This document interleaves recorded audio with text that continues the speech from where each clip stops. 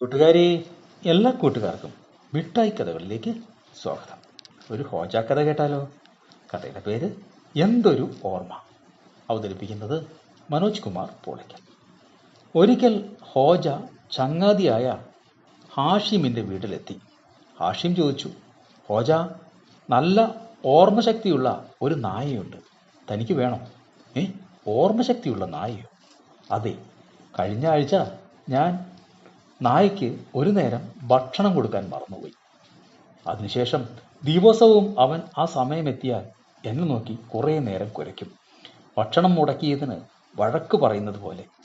എനിക്ക് മടുത്തു, അതല്ലേ ഞാൻ അവനെ വിൽക്കുന്നത്. അത് കൊള്ളാമല്ലോ. ഹോജ നായയെ വാങ്ങി. 4 ദിവസം കഴിഞ്ഞ് ഹാഷിമിനെ കണ്ടപ്പോൾ ഹോജ പറഞ്ഞു, നായ കൊള്ളാം. എന്നും കുറച്ചു നേരം അവൻ തനിയെ നടക്കാനിറങ്ങും, കുറേ നേരം കഴിഞ്ഞാ തിരിച്ചു വരുന്നത്.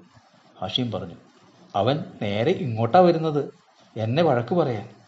നല്ല ഓർമ്മശക്തിയല്ലേ, ഇങ്ങോട്ടുള്ള വഴിയൊക്കെ അവന് കൃത്യമായി ഓർമ്മയുണ്ട്. കൂട്ടുകാർക്ക് കഥ ഇഷ്ടമായോ? എങ്കിൽ പുതിയൊരു കഥയുമായി നമുക്ക് നാളെ കാണാം. എല്ലാവർക്കും നല്ലൊരു ദിനം ആശംസിക്കുന്നു. Story uncle.